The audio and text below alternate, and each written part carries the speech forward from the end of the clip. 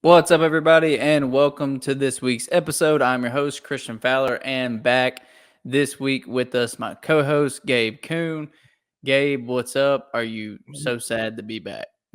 Yeah, well, I'm all right. I'm all right. You're First right. day back always rough. And then also whenever you get through customs in Miami, you realize, damn, I'm back. Like you get that mean intro because it's like an hour and a half walk to where you're gonna go. Then you have to go check your bags again, go back through security. So I got a rude entry. But can I say this? New intro? Yeah, you like New it? intro? That new intro's kind of fire. It is. That's well done. The production crew, Kenny Stubblefield, the people behind the scenes, that's well done. I enjoyed that. Agreed. That's a good way to be welcome back, I got to say. So, Gabe, before we jump into it, how was the vacation? Give us the rundown of how Do you know where I went? Or were y'all were trying to figure out where I went from what I understand? Yeah, I can't say it. So you have the ABC Islands, you have Aruba, Bonaire, and then the sea is Curacao. I went to the sea.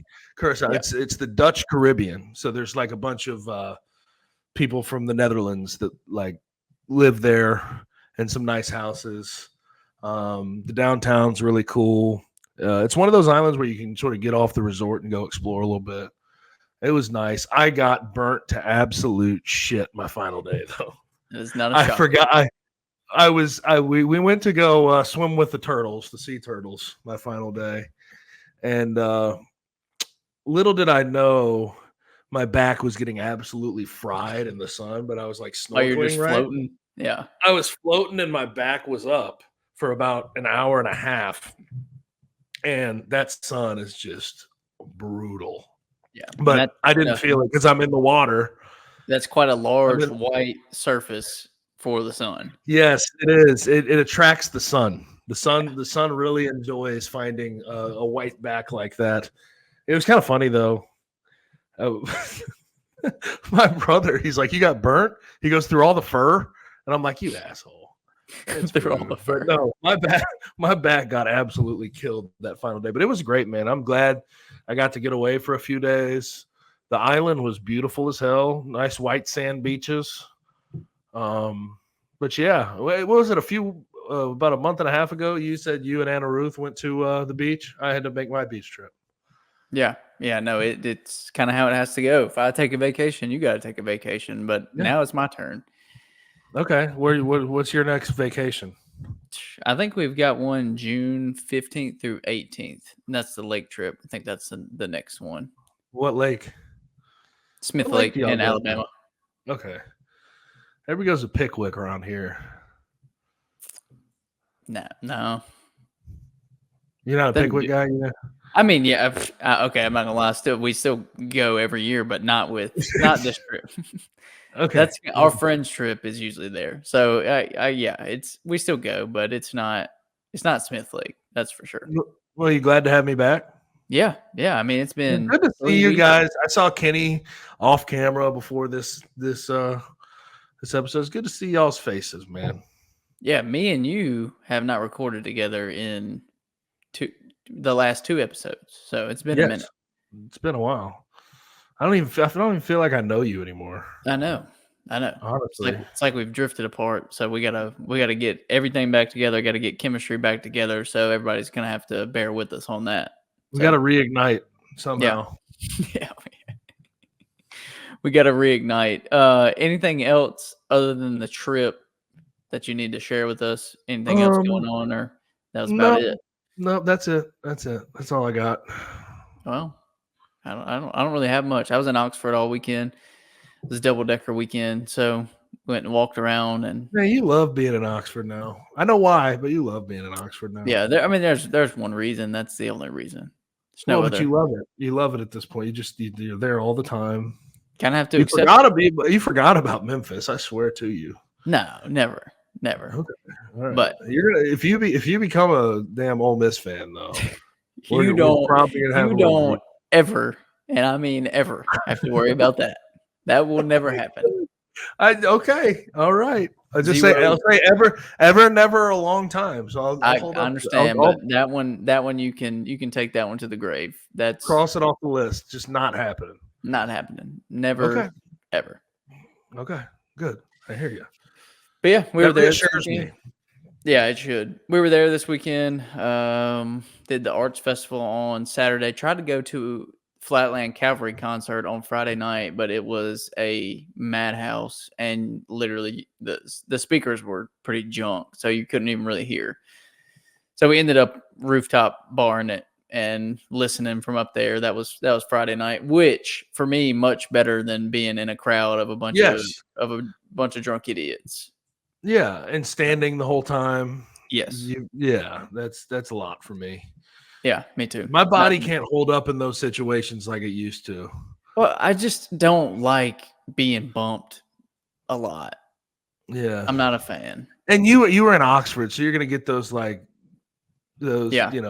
frat kids that think they're tough, bumping into you. The hell, man. Yeah, and don't even say like "excuse me" or nothing like that. See, I would never. They just have these real short shorts on, like about as short as you usually wear your shorts, and they'll have a PFG on, or no, it wouldn't be a PFG. It'd be something like that though, some type of button down. Ole Miss polo, bumping into you. Yeah, they have a little swoosh hair, although it's more the Alabama swoosh, right? I don't know what that means. Well, like the bowl cut hair that swooshes. Yeah, like the feathery looking one. Yeah, that type of thing. Yeah, that's like 95% of what it is. But no, it was a good weekend. I was much happier on the rooftop away from the crowd, not having to stand up. It was a good night. And then Saturday, like I said, it's like the Arts Festival. It's kind of like Cooper Young. So you just walk around, look at all the vendors and stuff like that. So we had fun doing that. Ended the night at dinner, and I think we were back by like 9:30, 10 o'clock. That's a good night. That's a good night. That's well done. That is a good night. That is where I've transitioned to. All my friends obviously were back home this weekend. I think they hung out on Saturday, and I talked to them on Sunday, and I asked them like what they did and everything, and what their night looked like, and they were like, yeah, we were in bed by like 8:30, 9 o'clock, and I was like, that is just where we are now, and I am so here for it. Well, and one thing I did not tell you, it's my birthday week. Do you know that? Yeah. It's coming up on Thursday. How about 29 years? 29. I've been on this earth. 29th, pass around the sun. I knew you were going to say that. Is there any good 29? You know how people do like LeBron year, Jordan year, Kobe year? Is there any good 29s? Xavier McKinney year? Like, what can I do for 29? Dude? Was Paulson Adebo 29 his rookie year? Like, what am I even 29? There's no good player that I can like. Chester Taylor? That's a deep cut. Chester Taylor year. That's a great one. It's a deep cut. Oh my gosh! Happy early birthday, Gabe. I wish we had it on. I wish we could do it a little closer to it, but it's about as good as we can do. So, yeah. Happy. Sure. It's the 29th, so if that means anything, 29th birthday for the 29th that we're recording on, it's good enough. There you go. Okay, it's good enough. All right, well let's jump into it. We've rambled long enough. We've got a little bit of Memphis stuff to talk about. Not much. There's just not a ton going on now. So maybe for the first time ever, I'm just going to flip it over to you, and I'm going to let you lead us into this Memphis discussion. Now, really what we're looking at right now, because they've sort of filled up some spots, they still are going to have, if David Jones comes back, 5 scholarships to fill, 6 if he doesn't. PJ Haggerty, Dane Danger, Colby Rogers, Baraka Okoji, Tyrese Hunter, Nick Jourdain, Jared Harris, and then the 2 walk-ons, Joe Cooper and Noah Stansbury is what they have going right now. And then up in the air is David Jones. Right now, it looks like they lost out on Jayden Quaintance, so that's over with. Yep. Do you have any thoughts there? I mean, I just sort of look at that. Jayden Quaintance, they need some bigs, but if the NIL package is what they were saying it was going to be, exactly, and the fact that he's 17 years old and may need a little bit of time for seasoning, it just felt like it was a little bit too much to too much to overcome in his recruiting process. He lands in Arizona State where he can have more of a hold on a roster. Yeah, same. Is he 17 yet, or is he still? I think he's still 16. He'll be 17 by the time the season starts. Yeah, that's one of those things. Like, of course, he is supremely talented. Probably will be a lottery pick in the NBA at some point. But it's like, does it take him a year? With him being so young and so raw. Raw may be unfair, but just young. Like, do you allocate those resources to someone that could take a year or two and could eventually leave? Like, if you knew 100% one and done guy going to come in, but it's just it's one of those difficult things of, do we allocate these resources to players that are proven and that we know can help now and maybe have 2 or 3 years of eligibility left, or do we allocate them to a 16, 17-year-old 5-star that is a little bit more of an unknown because you just haven't seen him play at this level yet? So I think you can go either way, and you can probably be right either way depending on how it shakes out. But personally, I do like building the roster with guys that have done it at this level and been successful, rather than what was reported of $1.5 to $2 million for Jayden Quaintance. Well, that is a pretty penny for one player. You get a few experience pieces versus one inexperienced piece for $1.5 million or whatever that actual dollar figure was. Right. You take the few experience pieces. You try to go after guys who have been there, done that. And the other thing is, like, I was thinking about this. We've seen, and this is just natural, right? You bring in a 5-star. This is just natural. Sometimes you're going to give him that tender, loving care. You're going to make sure he's taken care of. And we've seen in the past. And it works against you. And we've seen in the past that Penny struggles sometimes in those moments. And sometimes he does well because, like, you have to give him credit where credit's due for Precious Achua and Jalen Duren. Yeah. They were phenomenal when they were on campus. But there is the Amani Bates. Musa Cisse. Yes, like, we've seen situations where you don't want to bring someone on campus for that type of money when they're inexperienced, and you may be going out of your way to play them just because you feel like you owe them something. I think it's nice to not see him in that particular situation. Yeah, but Jayden Quaintance would have been great to have, because here's the truth of it. I don't know about you, and they could be being quiet about it. Like, it may be just like through the dark of the night, not hearing a lot about bigs right now tied to Memphis at all. No, Musa Cisse is really the name that you keep hearing and that has popped up multiple times. And it's like, me and Kenny talked about it last week. I'm sure y'all probably talked about it 2 weeks ago as well. Like, it makes sense. It's a fit, but it's not a needle mover. And you need someone in the court who can be a needle mover, because I think you've got a good foundation with Nick Jourdain and Dane Danger. But I still think you need a centerpiece of that front court. And although I believe that Musa Cisse can help this team, especially when it comes to just the way that he gets up and down the floor and also protecting the rim. Other than that, though, you're not going to get a lot offensively. Rebounding is solid, but you're still not getting a centerpiece of that front court. And that's what I feel like they need there. Because you look at the back court, the contrast right now. Go ahead. I was going to say, define centerpiece. That's all I want. That's what I want you to, like, because I don't know, like, they don't need a star front court member. No, that's not a star. They just need someone who fits the system, and you know what you're getting with a little bit higher upside than maybe Nick Jourdain or Dane Danger, if that makes sense. Someone that on a night-to-night basis can be just like these backcourt guys, like we're talking about. With the guys that they've gotten, Tyrese Hunter, Colby Rogers, these guys that can be high-minute players that maybe average around 8 to 12 points a game consistently. You need someone like that in the front court, a 10 to 12 point per game scorer, 7-8 rebounds per game. Someone that's going to be consistent night in and night out. Right, block shots as well, get up and down the floor. So that's more what I mean by a centerpiece, not like a star. This guy needs 20 points per game, because I don't think they need that at any position anymore. I think they've taken care of who their lead scorer is going to be this year. But I think they need a complement to that with what they're building in this backcourt with PJ Haggerty and Tyrese Hunter and Colby Rogers and the skill sets that they possess. I think if you have a legitimate threat down low, even if it's not an elite threat, it just gives so much more for them, especially if you have a big that can move and set high rolls and and get down off of screens and things like that. So that's more what I mean by a centerpiece rather than like a bona fide name value. Someone you can trust, man. Like just let's be honest, someone who game in, game out, let's copy and paste 8 to 10 rebounds. Yep.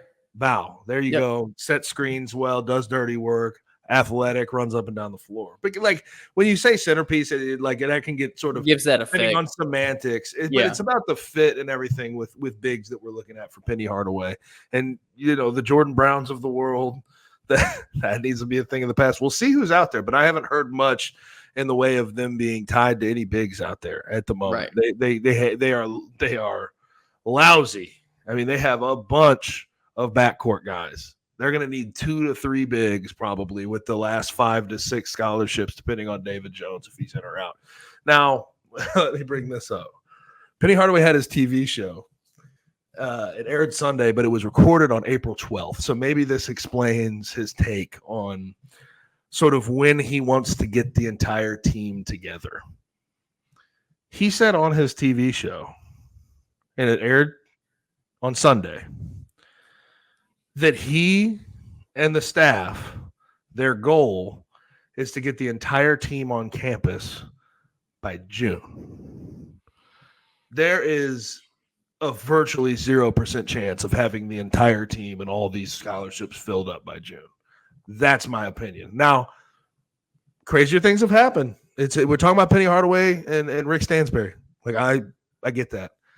I think there's just about a 0% chance that they get all they need by the beginning of June. That's a month away.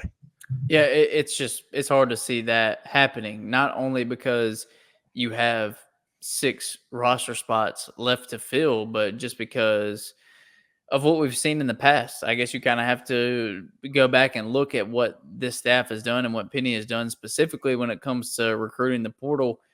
And even if he feels like he has the majority of the roster done by then, if someone else somehow pops up somewhere, Naquan Tomlin, exactly, you better believe that he is going to be involved in some way. So it's just hard to see that coming to fruition. But I think the bigger reason is just there's still so many holes to fill in 1 month. Getting 6 players in the fold that you feel like are either developmental prospects like Baraka Okoji or guys that can contribute immediately, which they need in the front court, as we're talking about. And they also need at the wing position. They need elite, they need a starter there, and then they need probably another guy that can contribute there. So you're looking at multiple positions and maybe not necessarily more high-profile guys by names, but more high-profile guys by teams involved or number and quality of teams involved. So it's just hard to see that happening because you're not going off of your timeline. You're going off of the players that you're recruiting's timeline. Yeah, and I just think for anybody in any situation, 5 commitments in a calendar month, I can't buy that. Now, I guess like the messaging you could still take positively, and you could sit here and say, well, at least he's saying this and trying to set a goal to get this team all on campus so he understands them and their families a little bit better. But, I mean, I could look at it positively in the fact that it's just, as long as he's not adding new guys in December, I think it could go better than it did a year ago. You know what I mean? Like, as long as this is handled before they get to season, you could feel a lot better about it. Yeah, I completely agree with that. You don't, regardless of the talent of a player coming in at that time, it does it changes things. It changes the chemistry. It changes the rotations. It changes the way that the minutes are spread out between the players. It just doesn't give you enough time to mesh as a team, even if it's one guy. If it's one guy that's going to be a main contributor, if the team hasn't been practicing with him, or a player believes that he has a certain role and then that role is regressed, maybe he won't be effective. So you almost have subtraction at that point, even by addition. So it's very complicated. You want all the guys in by what, July? If you can get them in by July or before the semester in August, like, that's fine. Yeah, June's not going to happen though. Like, you just have to accept that. Yeah, you're not going to have everybody on campus by June. Yeah, now, even if you have everybody committed, there could be holdups. But that's not necessarily like the end all be all. I'm not going to hold him to that goal because, for one, it's not attainable, and two, it's not necessary really. No, it would be great. It would be a great thing if you got that done, but it's not a necessity. No, I don't. It's not going to hold up this team's success if everyone's there July rather than June, or in the beginning of August rather than June. Yeah, I mean, you may be a little bit further behind the 8 ball than you would like to be, but you're still going to have the majority of your team and probably the majority of your main contributors on campus by that point. You still just have a couple of guys left to get in the fold. So I don't think it's bad getting guys on campus in July or even early August, but June just seems way out of the realm. And like you said, that was recorded a little over 2 weeks ago, so we know how quickly things change in the recruiting world, so that probably plays a part in it as well. Yeah. Now, also, Arkansas getting out of the schedule. That's not official, but Penny seemed positive about it. He basically said, I think we can finally get Cal to play us over in Arkansas. And he said basically because the Arkansas fans want it. The only thing I'd say is I don't like that logic. I don't think that logic's sound. Cal is not going to get forced to play Memphis because the fans want it. No. But, I would imagine Penny saying that. He's probably, and the athletic department's probably in somewhat of discussions with Arkansas about getting that basketball thing going. Yeah, I would imagine there had to be something for him to say that. I just don't feel like that's something that you say without at least some preliminary discussions going on or some kind of interest being shown by both sides. But I mean, hey, it would be good. It's another quality opponent to have on schedule. You obviously have the built-in storylines that come with a home and home or some kind of series with Coach Cal being the coach of the other team. So yeah, I think it's fun. We'll see if it comes to fruition or not. I don't want to get likely. This is not going to be a home and home. I don't think that Cal would go for a home and home. I could see him saying, "Hey, let's meet in Little Rock and play neutral site." Yeah, that's what I could see. And then if it goes well, then they could sort of re-up. Because I think more so than anything, Cal, especially in the out of conference, he wants wins. Yeah, and you put yourself in a weird spot when you play Memphis. Yeah, it's true though. Now I do agree with Penny in the fact that Arkansas fans want this too. Yeah. This is not just Memphis being like, oh, we want to play Arkansas, this SEC school. We want to, play up and find better competition. Like Arkansas fans want to see Memphis and Arkansas play. Yeah. I mean, that's there's no doubt about it in my mind. Yeah. No, I mean, there's history there, I mean, it makes sense why both fan bases want it. And it just makes too much sense on paper to do it. Kind of like we talked about with the Tennessee series. It makes sense. Now, obviously we know the way the roller coaster that was, and hopefully this isn't that, but it's just one of those things that makes sense to do it. The only reason I roll my eyes is it's just like with the Tennessee one, Rick, get over it. Like, let's move forward. Let's get over this nonsense and let's let bygones be bygones. You know what I mean? Let's just come on. You're robbing people of a historical game that people absolutely love. Yeah. And both fan bases want to see played. But hey, it is what it is. Let's switch gears. Ready to talk some football?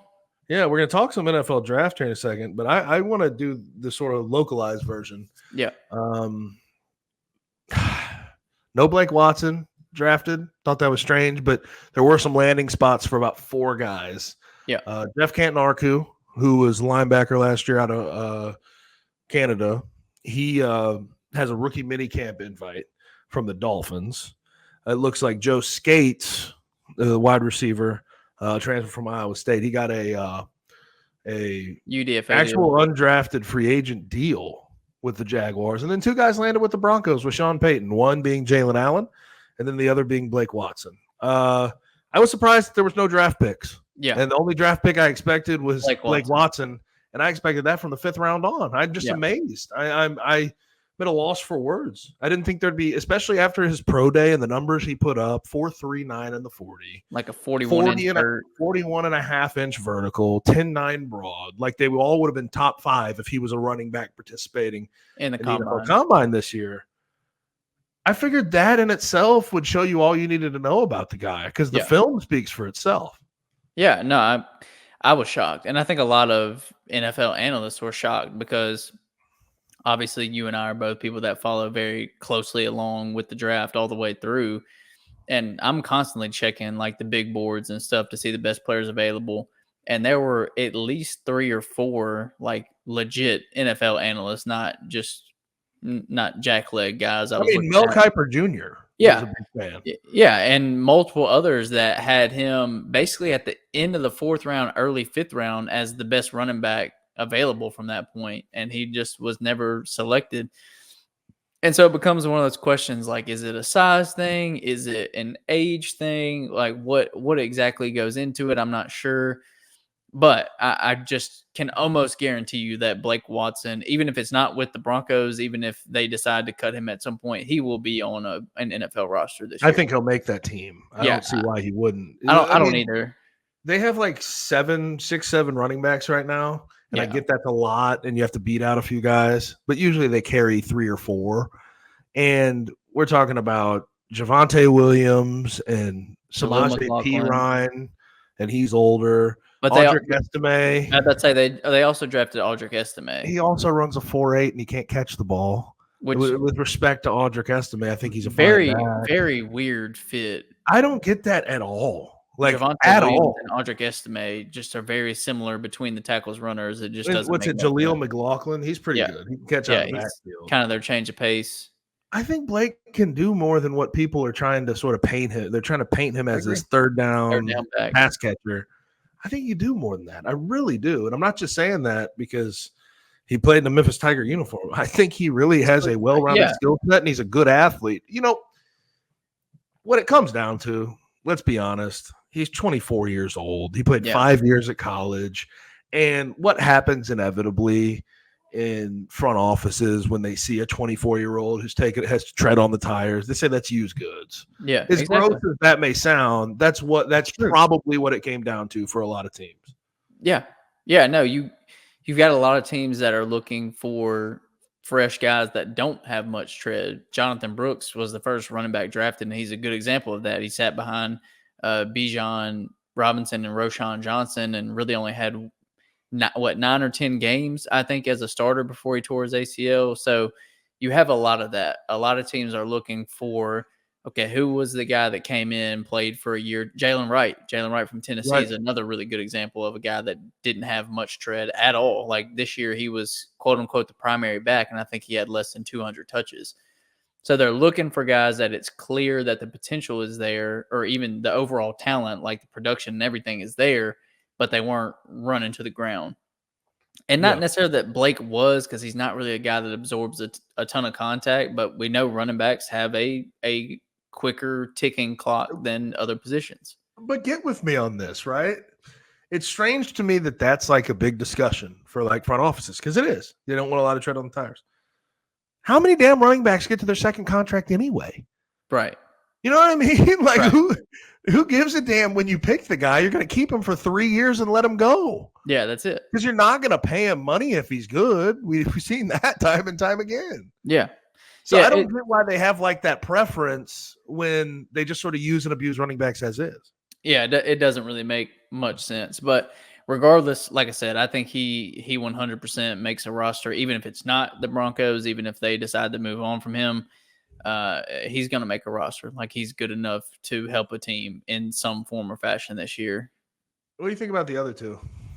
I think Jalen's one of those guys that come in, can give guys good looks as a practice squad player, potentially if he does make some kind of, not, I guess it's not active roster, but the practice squad roster. Like he's one of those guys that's going to go hard every day, regardless. He's a good locker room guy. He works hard. Yes.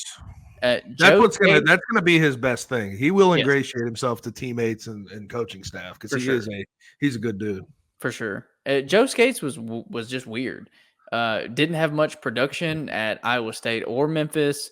Really only showed that he was good at one thing, and that was running fast in a straight line and getting open downfield. Right. Now that's one of those things you can't coach. You can't coach speed and getting open.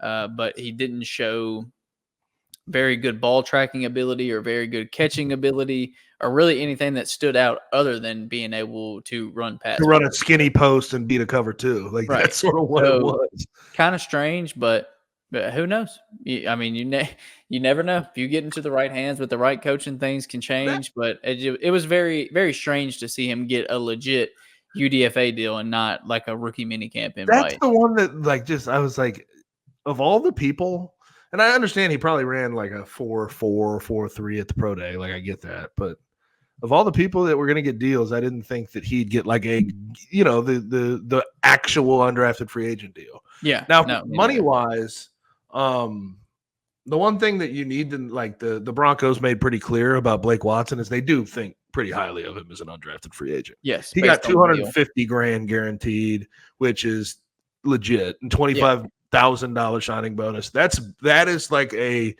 very high priority free agent. Yes. When you get signed with that type of money, that does not guarantee you anything. They cut 5th round picks. You know what I mean? They don't care. Right. But that shows you they do actually hold him in high regard. And I think Joe Skates and Jalen had a similar deal. I think it was around 110 for both of those guys. And then $10,000 signing bonus. So, hey, man, even if it doesn't work out, that's a good work. Hey, good work if you can get it. It's a good little chunk. And then Jeff, we'll see what happens with Jeff Canton-Arca.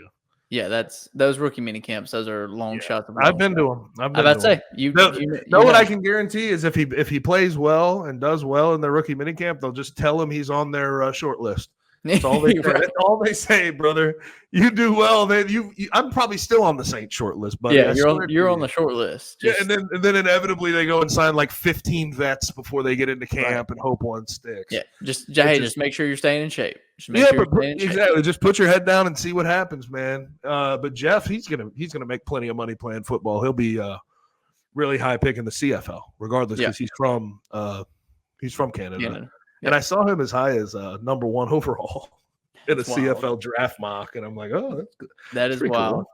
All right, Gabe. Well, I think it is time to take a break. We're talking about the NFL draft on the other side, talking about UDFAs here. I'll tell you one thing. Our producer, not a UDFA, and he might be number 1 overall as well. And no, let's chill out. He's probably about a 2nd round pick. Second rounder? We'll give him a second rounder. That's a high second rounder, though. Yeah, but not a Coleman level second rounder. Maybe. Yeah, not in the CFL, like in the real draft. Real draft. Yeah. All right. So we'll give Kenny a little bit of props there. High second rounder at best. I think he'll take that and run with it. He can raise his stock. Yeah. He's still got time. Time. Yeah. All right. So we are going to take a quick break, and we'll be back on the other side with the hot 3.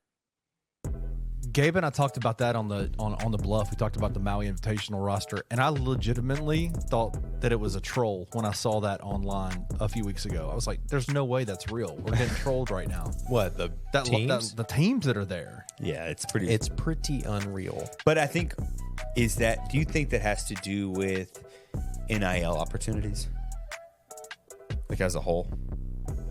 What do you mean? Oh, if you are a foreign player, like there's a ruling that you can't. Maui is in the United States. Hawaii is the U.S. Hawaii yeah, you're right. Is the U.S. Where did we go last time? Oh, Dominican. That's where we went to the Bahamas. That's what the Bahamas is supposed to think of. Dominican was the Bahamas is U.S. No, I don't think so. Bahamas is not U.S. God. What? All right, Kenny, say something after you drink this astronaut. Yeah. We're up there in space, brother. What is happening? It's been a long day. Tune in to Tigers Untapped with TJ Willis and Trey Lasley every Wednesday at 3 p.m. on the Bluff City Media YouTube channel. And it's undeniable how important the Core 4 was to Memphis. The city didn't care about the Grizzlies until the Core 4 came. So that Core 4 team put that team on the map here. Yep. Right? Not in national eyes, but put it on the map here, which is what matters. Yep. That's what made the Grizzlies become our city's team, right? Like us, that team, that organization became endeared to us through that run. Yep. But you had to be there, bro. Like you had to watch that to get that. Ja Morant and them didn't see that. Nope. like he didn't grow up a Grizzlies fan. Like I'm fine with the reality. These dudes don't care about that. But we had this inclusion mentality where it's like we want to make ourselves as important as what other teams are doing and what they're doing. Marcus All is not who y'all trying to make him out to be, bro. Mark was that dude. Mark was a very good player. He was a very key part of that run, right? But even within that run, he's not the player that people are trying to make him like he is, right? If John and them were playing and they had uniforms on, yeah, you probably could have got them a little longer. They was already dressed and ready to go. Thank you. Tune in to the Anthony Sane Show Wednesdays and Fridays at 12 p.m. weekly on the Bluff City Media YouTube channel.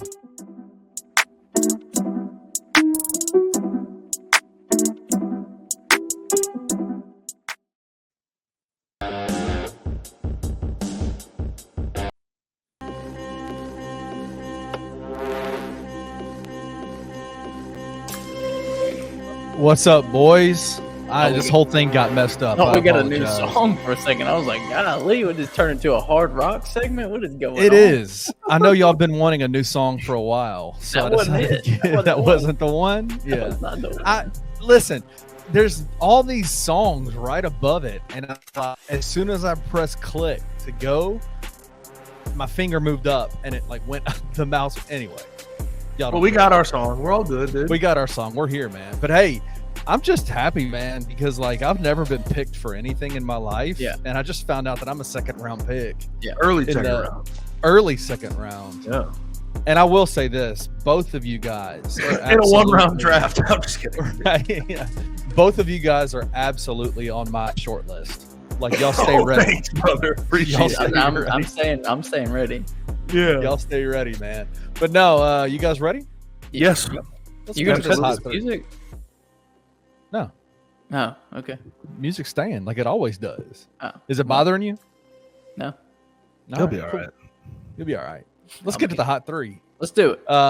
Man, obviously you guys are extremely interested.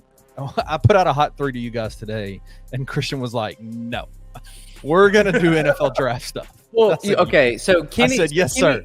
Kenny sent us one NFL draft topic and two NBA topics. Kenny is an NBA guy through and through. We know this. Didn't know his audience though. But he's sending the show list to the two biggest NFL guys you can find, and it's this like is a very good point. I mean, I was watching the end of day 3, brother. Me too. Seriously, I feel you. So let's get into it. Let's do best overall draft. Which teams had the best overall draft? What were the best fits? Maybe not even in terms of like where they went in the draft, but the best player with the best team, best fits, the best overall draft. Can I start this one, Gabe? absolutely. And I'm gonna give two relatively quickly who I think had some of the better drafts. I wonder if we match word for word, Probably. bar for bar on this. Probably. And the first one's going to pain me because my best friend Michael, as we talk about quite often, is a Steelers fan, and that's the direction I'm going. I think the Pittsburgh Steelers absolutely killed this draft, and that's quite unfortunate. First round, Troy, is it Fautanu? Fautanu? Yeah, Troy Fautanu, who slipped a little bit further than expected. So they got, to me, a top 2 or 3 tackle in this class. I think he was probably the second best tackle behind Joe Walton in this class. I'd say Olu, but dude, he's got sweet feet. Right. Troy Fautanu's feet are beautiful. And he's got position versatility, can play guard or tackle. Think they'll probably try him at tackle opposite of Broderick Jones. And then they come back and they get Zach Frazier from West Virginia, who I really think would have been a first-round pick if he wouldn't have broken his leg at the end of the year. So that's another incredible pick, just completely retooled. Plug and play at center. Yeah, completely retooled their offensive line right there. And that's a team that is known for great centers in their past, and I think they've got another potential one in Zach Frazier. They come back, they get a great value with Roman Wilson, who a lot of people had in the second round. They get him in the third round. I wasn't as crazy about him as some people, but this is a team that needed receiver help, and to get him in the third round was really good for them. It gives them another kind of over the field or over the middle of the field deep option in Roman Wilson. I think he ran a 4.39. Great pick there. Come back in the fourth round with Peyton Wilson, who a lot of people said was a first-round talent, but the medical didn't match up. He doesn't have an ACL in one of his knees, which concerned a lot of teams. But tape-wise, he was at worst the second-best linebacker in this class behind Edgerrin Cooper, in my opinion. And so they get him, and then they come back Mason McCormick from it's one of the FCS schools. South Dakota State. South Dakota State. I couldn't remember if it was North Dakota State or South Dakota State, but South Dakota State, and I like that pick as well as kind of a versatile interior offensive lineman who can play both the guard spots. Past that, Logan Lee and Ryan Watts, not really anybody that I'm too concerned about. But those first 5 picks, I mean, they crushed it. They retooled their offensive line. They got another weapon after trading Deontay Johnson to the Panthers, and then they got linebacker depth, which they needed. Even though they did bring in Patrick Queen this offseason on a pretty lucrative free agent deal. So Steelers crushed it. I'm going to go one more real quick here, Gabe. And this one is more about filling needs than like overall top-heavy quality. And I'm going back to the same well that we went last year because I love Brad Holmes and I love Dan Campbell, and I think they do an absolutely incredible job in the draft. It's why they were very close to a Super Bowl last year. Why did they not go to a Super Bowl last year? Because they could not stop the San Francisco 49ers passing game down the stretch. So they trade up with the Cowboys to the 24th overall pick. They get Terrion Arnold, who I think is the best corner in this class. At 24, a lot of people had him going as high as like the 12 to 15 range. Yeah, Gabe. And he's a Dan Campbell guy, man. Yes. Have you heard Terrion Arnold speak? Yeah. He's the dude who did the let a naysayer know thing. Like, he started that with Bama, and he got chewed out 2 years ago on the sideline by Nick Saban, and it went viral. And they asked him at practice the next day. They're like, "Why didn't you like how do you handle that?" He's like, "Oh, I love that stuff, man. I like being coached hard." Yeah, and it's about what he's saying, not how he's saying it. He's like the perfect fit for Dan Campbell and how they run that whole organization. Absolutely. So they get Terrion Arnold, and then they come back and they get Enos Rakestraw, who I think was way lower, at least than I expected him. I know he's undersized, but dude, he is a dog of a corner. Like, he's great in run support. He's great in press coverage. So talking about the Steelers retooling their offensive line, the Lions retooled their secondary. Now you pair that with Brian Branch, who they drafted last year in the second round, who really came on in the nickel last year, and also which Tampa Bay corner did they train for? Was it Carlton Davis or Sean Murphy Bunting? Oh, I can't remember which one. I think it's Carlton Davis. I'm pretty sure it's Carlton Davis. Oh, yeah. But yeah, they've completely redone their secondary. They did a great job there. And then they get Mekhi Wingo from LSU, who I think has very, very high upside. Kind of undersized, though. And then they come back. They got Sione Vaki from Utah. Utah? Yeah. Yeah, and safety, running back. They announced him as a running back, but he's one of those guys that really is probably just as good of a safety as he is a running back. So it'll be interesting to see where he ends up. And then I think they got really good value in their last pick in Christian Mahogany out of Boston College, who I think could be a good rotational offensive lineman. I think they got him in the 6th round. So overall, Lions and Steelers, those are my 2 biggest team winners. Steelers is the biggest winner for me of the entire draft, not even close.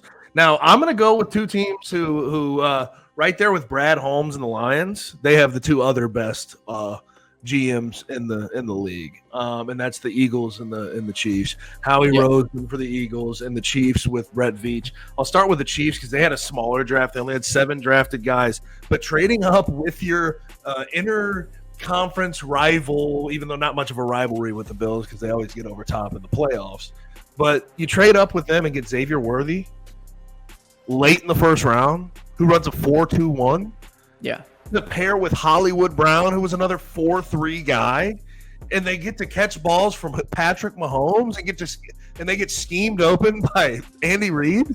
Yeah. Man, when I saw Xavier Worthy get picked right there, I go, "Oh my God!" That's probably the best fit in the draft. That is a match made in heaven. Why does the rest of the NFL let them do that, man? They just let them do it, and then the Bills let them do it, of all people, of all teams. You've been chasing them for years. Yeah, but you've been chasing them for years, and you just let them trade up to go get a guy who runs a 4.21. Ridiculous. Kingsley Suamatia, he's a solid player from BYU, big old tackle. I think they got really good value. I think they got really good value. He was there. He was the 2nd pick off. And here's my favorite value of the day. In the 5th round, they got Hunter Norsad, who's not a lot of people know him, but he's played center for Penn State for the last last 3 years, and he's an all Big Ten guy. The dude is a free. And I know they still have Creed Humphrey, but they can find a way to get him involved. And then the other one, I'm going to go with the Eagles here. They set the record for trades or tied the record for trades, right? 8? Yep, 8. In the draft.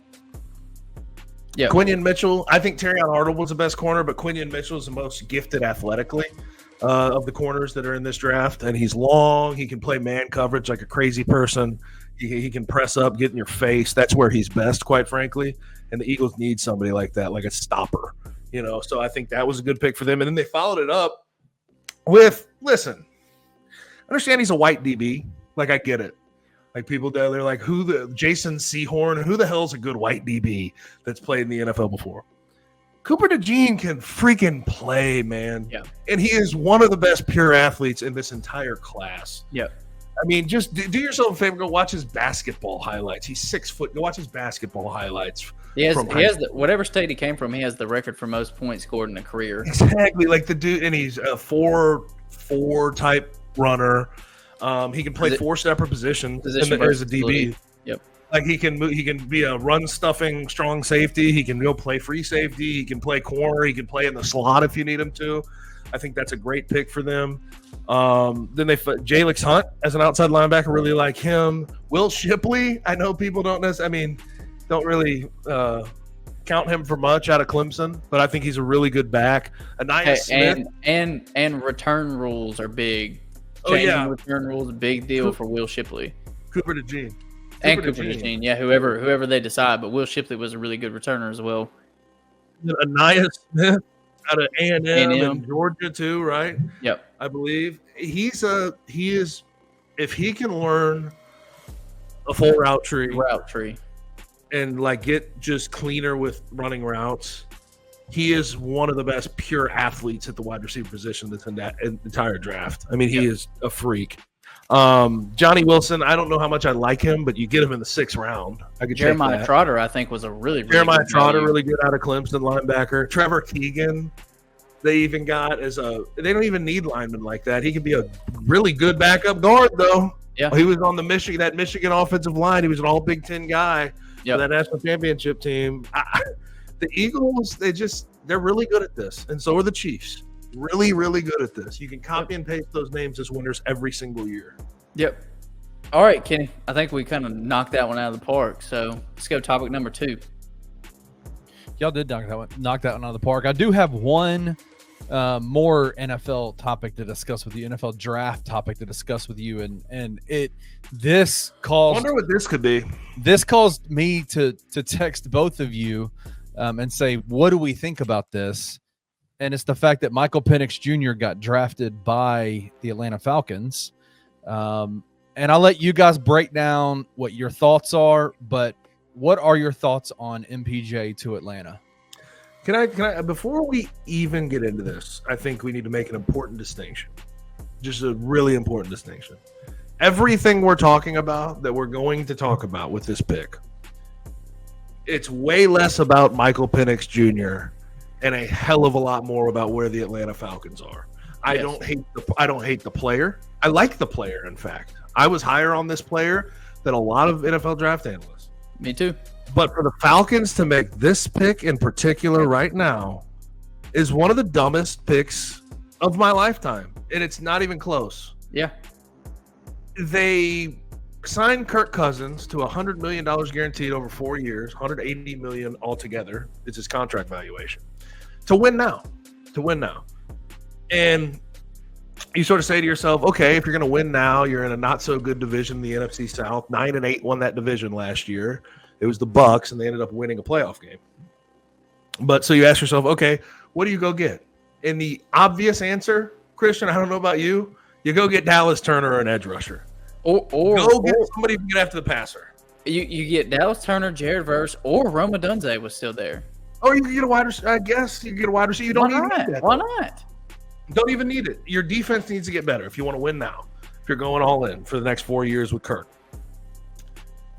And you turn around and they bring in a quarterback of the future. But the problem with him and the thought process behind quarterback of the future is he's 24 years old. He is what he's supposed to be right now. Yeah. He's not the type of quarterback you let sit for 3 years. If you let him sit for 3 years, he'll be 27. Yeah. If you let him sit for 4 years and Kirk Cousins takes the reins of that quarterback position every year, he's going to be 28. He's on the Brandon freaking Whedon timeline at that point.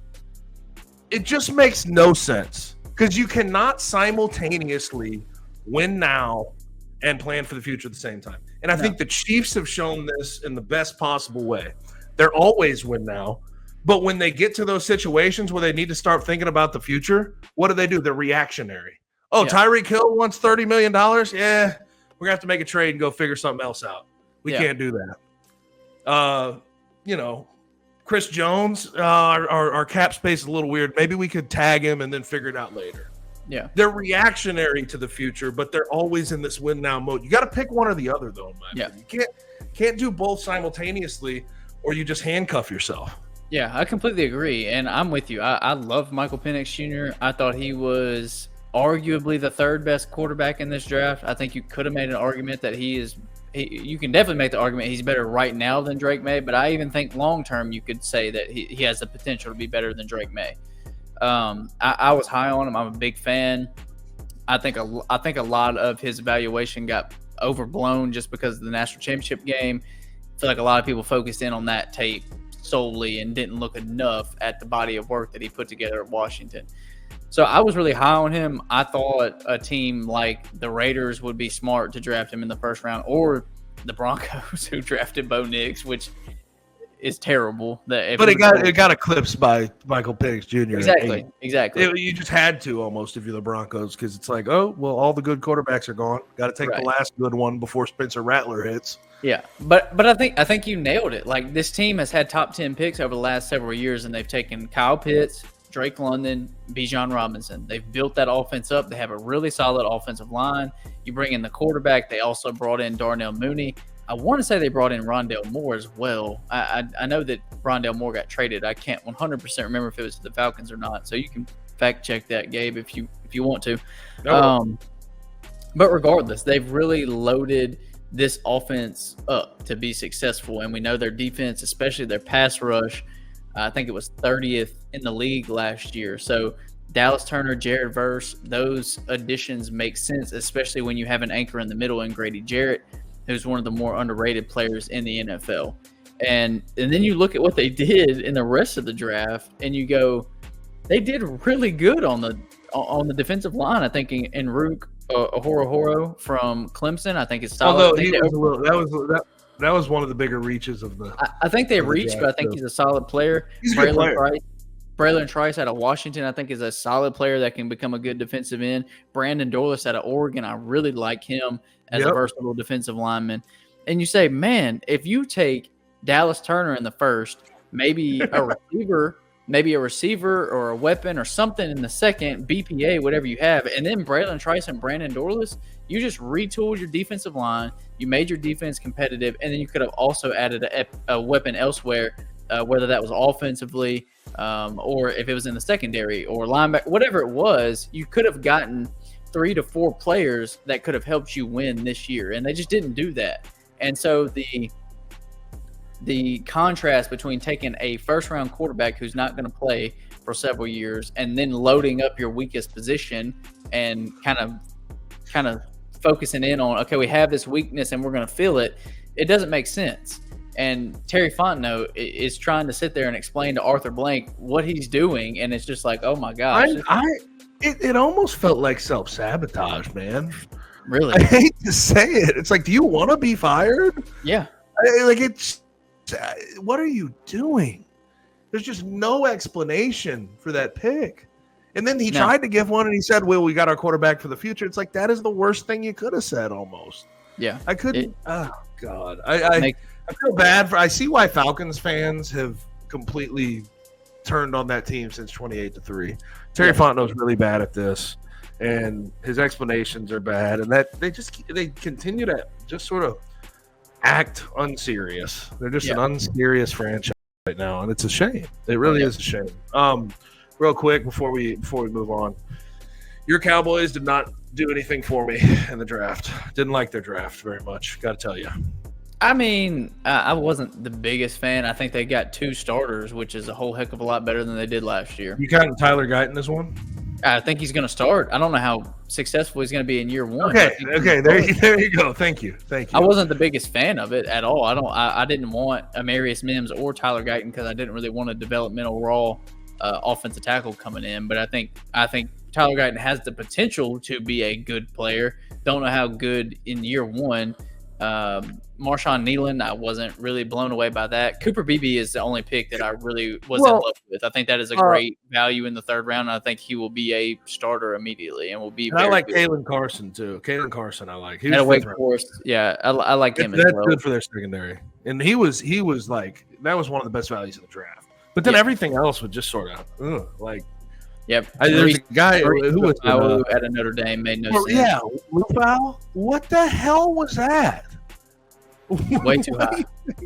There's a guy by the name of Ari Fasan who does like his consensus board versus where they were picked, and he like measures value that way. So if you were picked at 20 and you were the 20th overall pick, you're a 0. You're a flat 0. Yeah. But if you were, the 15th pick and you were 25 on his board, you'd be a -10. Yeah. He had Lufau a -78. Yeah. Based on where he had him slotted and where he went. I couldn't believe that pick. I'm like, what are you doing? I didn't like them trading down in the first place.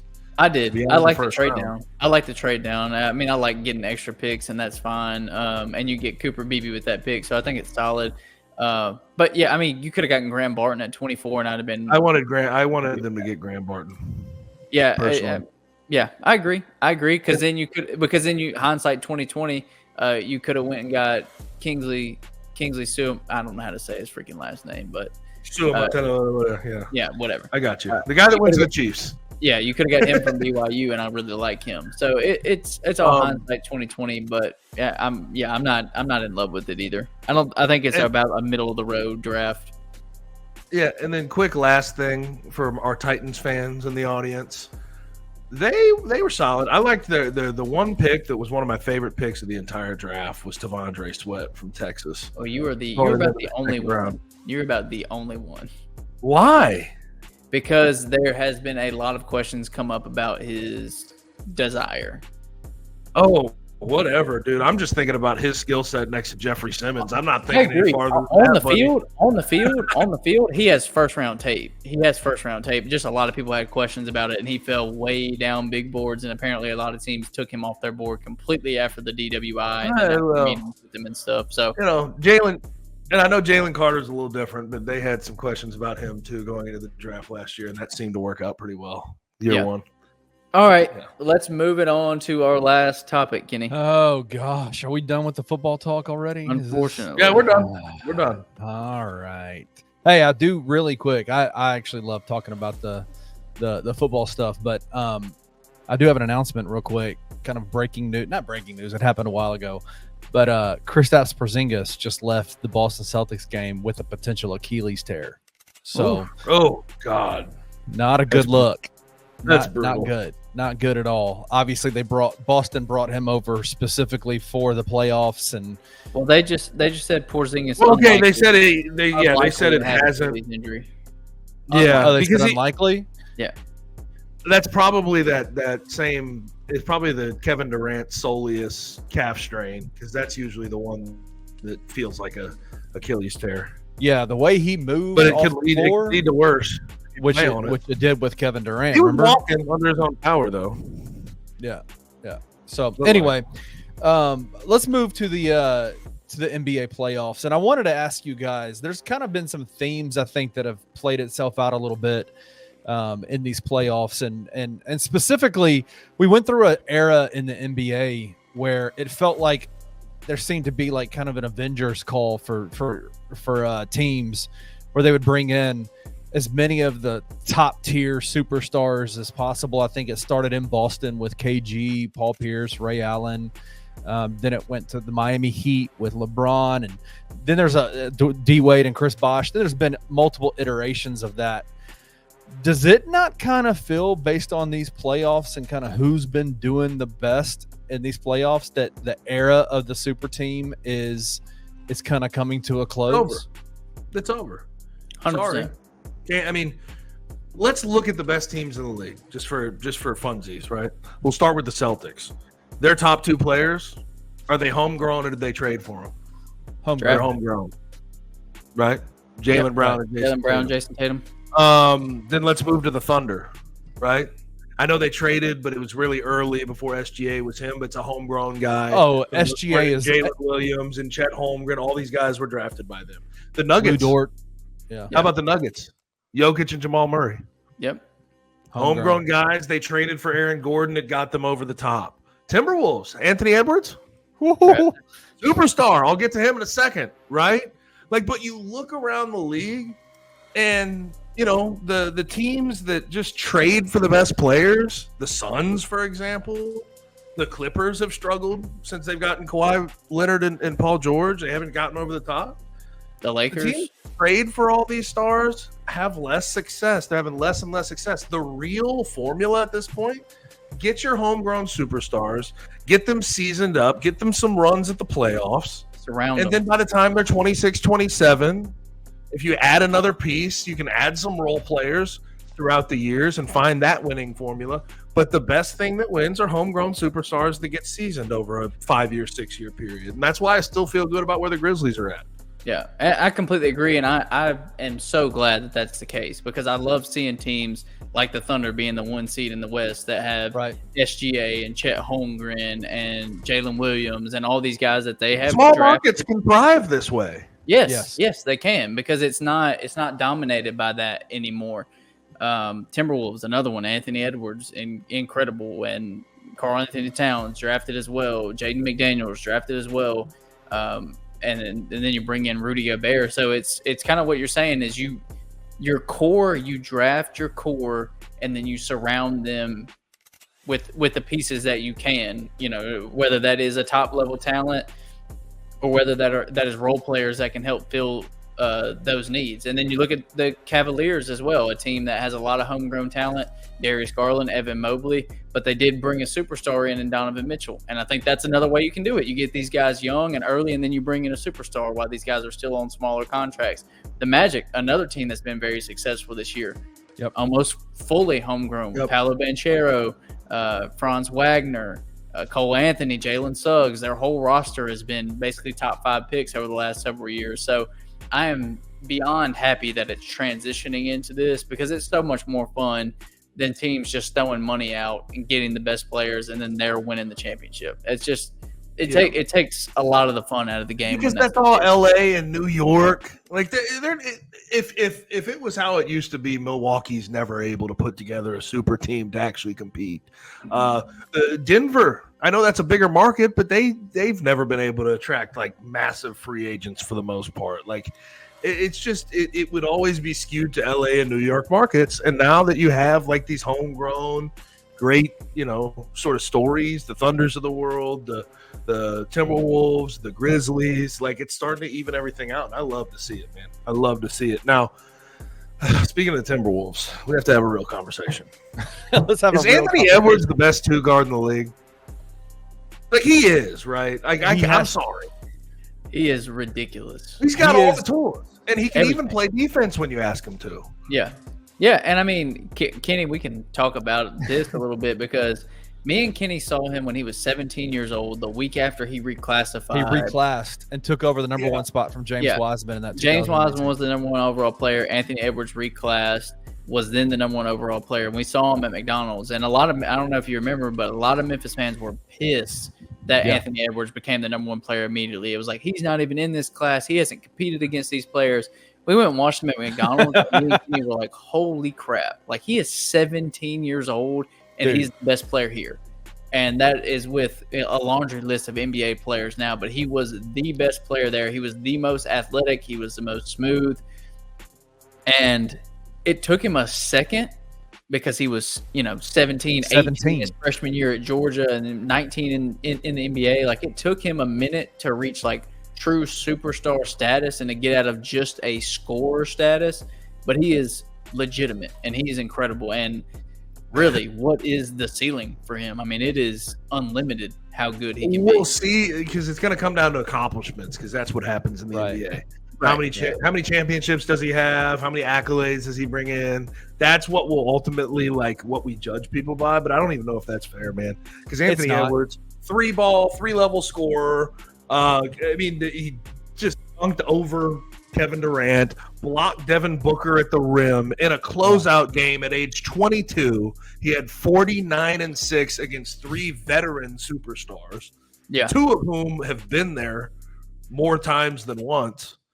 He's the best 2-guard in the league. And here's what's funny to me is you've seen the Michael Jordan comparisons, right? And I don't think, the truth of the matter is you'd bet no if it was, will he accomplish as much as Michael Jordan in his career? Yeah. Because no one's done that. But when we look at them side by side in the game, the game they possess, the footwork, the ability at all 3 levels, the athleticism at the rim, floating in the air and finishing however they want. The defense.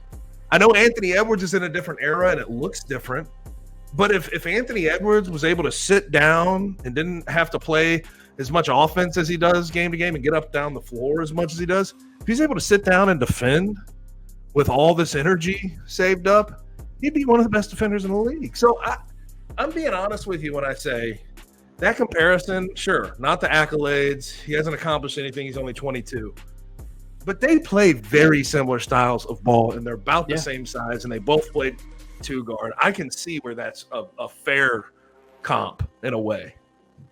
Yeah, Kenny, I'm going to give you the floor because I know you're itching to talk. So I'm going to give you the floor, and then we're going to wrap this up and get out of here. So what are your thoughts?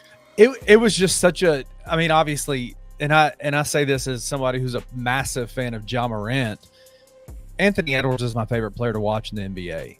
I just love everything about his game. I think he is one of the most enjoyable players that I've ever seen, that I've ever witnessed. In terms of his demeanor on the floor, the way that he talks, the way that he moves, the way that everything he does on the floor, I just love it. And I think he's also a trip off the floor. It is wild to think that Christian and I, to Christian's point about the McDonald's All-America game, we're talking about a game, Gabe, that had Cole Anthony, Precious Achiuwa, right, James Wiseman, Isaiah Stewart, Armando Bacot. Who else was there? Samuel Williamson. Well, he's from SMU. He's not that big of a deal. Tyrese Maxey was there. Maxey. There we go. That's a good one. We're talking dudes that are not only in the league, but they were older in the than playoffs.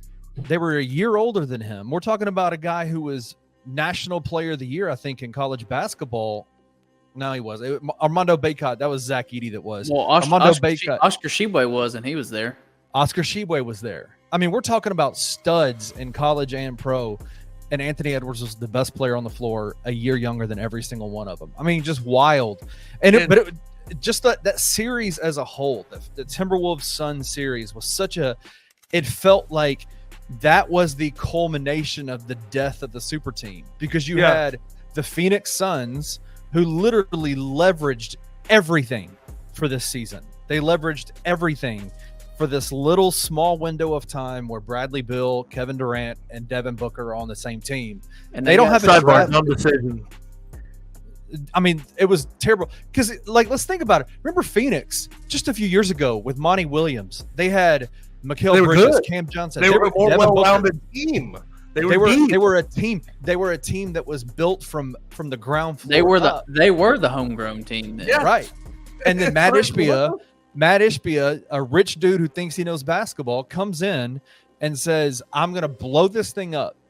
And now they are stuck because Bradley Beal has a no trade clause and is owed $161 million over the next couple of years. This is why I don't worry about Robert Pera being hands off as an owner 100%. For the freaking Grizzlies, by the way. Just write the checks. I don't care. I've never cared. Yeah, I'd rather him be that way and just throw and pay the bills than be Matt Ishbia, who just loves on something so much that he ends up killing it. And you know what I mean? Phoenix is dead at this point. They're dead. No shot. The other thing, real quick, I want to transition back to Anthony Edwards too. The other thing that he has in common with Jordan to a certain extent, he's got some FU to him. Oh, I He love will it. go at your damn neck and talk trash the entire time. It's, love it. I mean, I like. love it. That's one of my favorite things about him too. Yes. That's what makes him who he is. Yeah. All right, boys. Well, let's wrap this up. We appreciate you guys for joining us. If you are watching on YouTube, you can like, subscribe, and comment there. If you're listening wherever you get your podcast, you can do the same there. Head over to bluffcitymedia.co. Check out everything on the site, from articles to podcasts to videos. Once again, we appreciate you guys, and we will see y'all back here next week. Thank you for listening to On the Bluff. If you enjoyed this episode, leave a rating and a review wherever you download your podcasts. Also, like and subscribe to Bluff City Media's YouTube page. Head over to www.bluffcitymedia.co for comprehensive coverage of Memphis sports and how you can become an insider.